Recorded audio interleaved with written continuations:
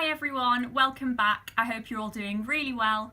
Today I'm going to be filming a video for you which will hopefully be the start of a series here on my channel if all goes to plan. And in that series I plan to film videos where I recommend to you 5 random books that I absolutely love from a specific genre or just of a certain theme. So as you all probably know, if you've seen a few of my videos, I like to read quite a broad range of books. So I like reading literary fiction and fantasy, poetry, YA, classics and non-fiction as well. And so I thought doing a series like this on my channel would be a good way for you to all see what I like within each of those specific genres, and if you like one of those genres more than others, you can kind of tailor your watching to get more recommendations for you. So the first video that I'm filming in this series, the one I'm doing today, is going to be 5 random books that I love that all have LGBTQIA+ characters in them. I mean, this is extremely important, I think, in literature, as is representation of all forms, so I'm really excited to do this video. And on that note, I'm also going to be doing one of these types of videos about books that all have BAME characters as well. I'm thinking of doing that at the moment and compiling a list, so let me know if you'd be interested in that. So the first book that I'm going to recommend to you in this video is Oranges Are Not the Only Fruit by Jeanette Winterson. This is quite a classic LGBTQIA+ read and is based loosely off Jeanette Winterson's own childhood. The protagonist in this novel is a young girl who is brought up in a very strict religious household in an English Pentecostal community by her very controlling mother, and she's actually brought up to be a missionary. We see this child kind of navigate her way around her childhood and come to realise that she's a lesbian, which is clearly a very unorthodox sexuality.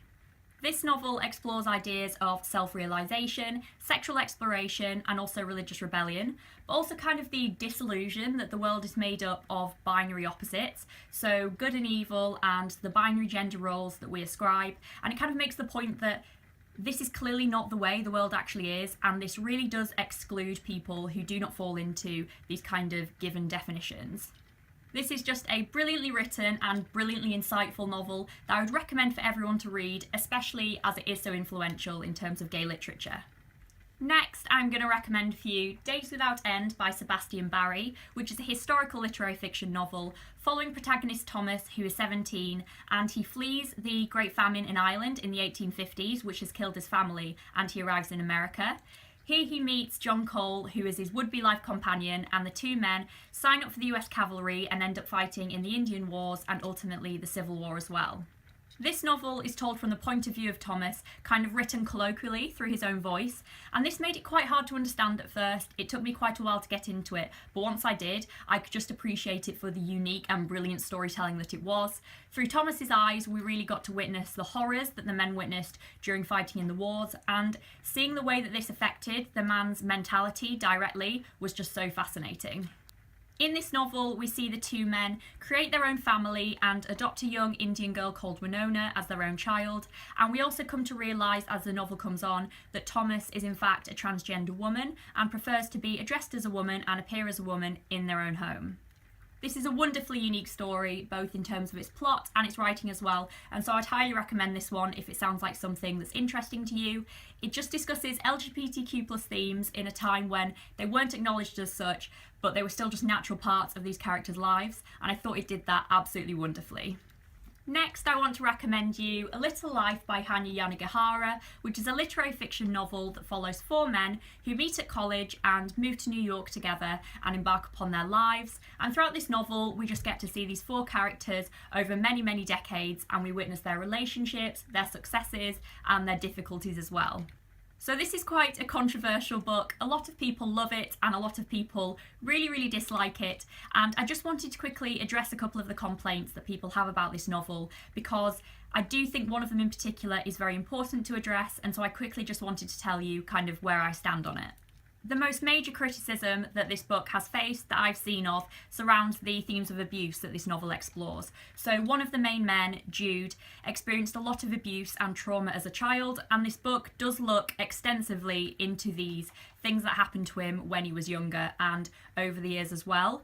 And it is true that this exploration in this novel is extremely upsetting and disturbing, and I would say that if you think that themes such as those will affect you badly, then I would recommend you don't read this book, because it is extremely uncomfortable while you're reading it. However, a common complaint that I have heard of this novel is that the abuse in this book is completely unbelievable and completely unrealistic, and I do not think that that is a fair or accurate criticism at all. I think it is probably true that the amount of abuse experienced in this novel by one person is extremely rare. However, I do not think it is fair at all to completely dismiss the abuse in this novel as completely unrealistic. I think that abuse does happen, and whether we want to face it or not, probably there have been some people who this amount of abuse has happened to. Also, I don't actually think that Hanyu Yanagihara, when writing this novel, set out to kind of present an in-depth and accurate representation of abuse necessarily.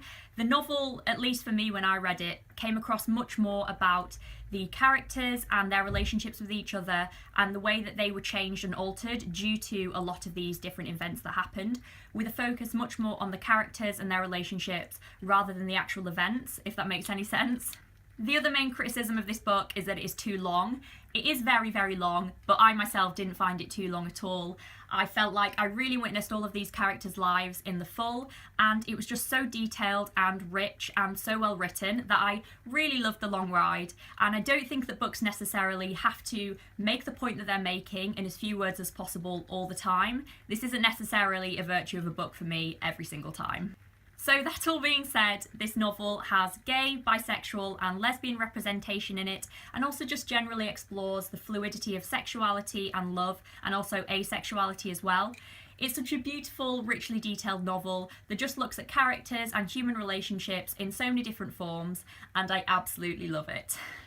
Next, I'm going to recommend to you a young adult book, and that is More Than This by Patrick Ness.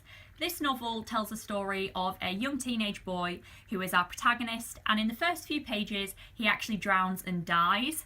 Then he wakes up and he is naked and famished and he's in a strange and deserted place and he has no idea what's going on. And basically this novel just kind of follows him as he tries to figure out where he is and just what is going on around him. I really enjoyed this novel when I read it. It was a lot of fun. Patrick Ness writes really great, emotional and affecting, but also really entertaining children's and young adult books.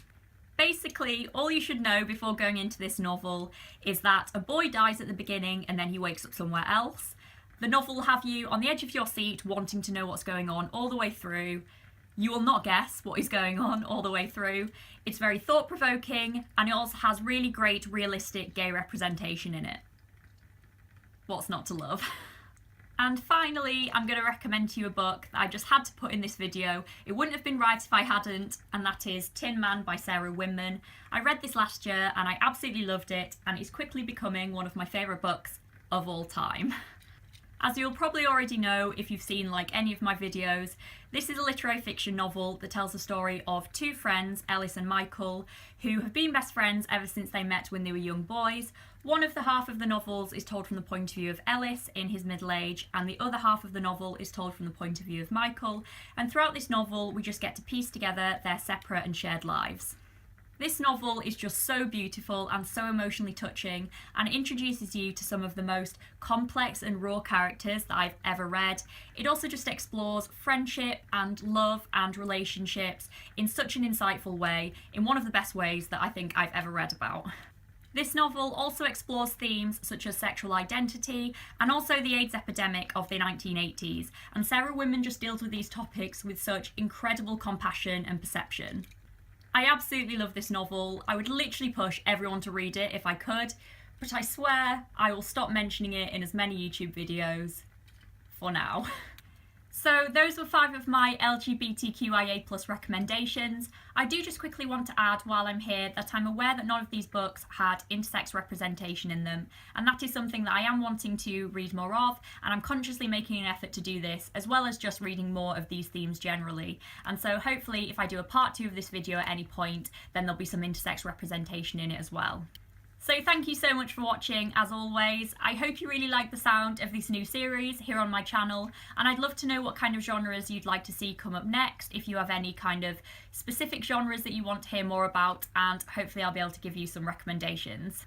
Also, please be sure to let me know some of your favourite LGBTQIA+ recommendations. I'm always looking to read more on this kind of theme, so I'd really love that. Let's talk about them down below. So that's all for today, and I'll see you next week with my next video. Bye.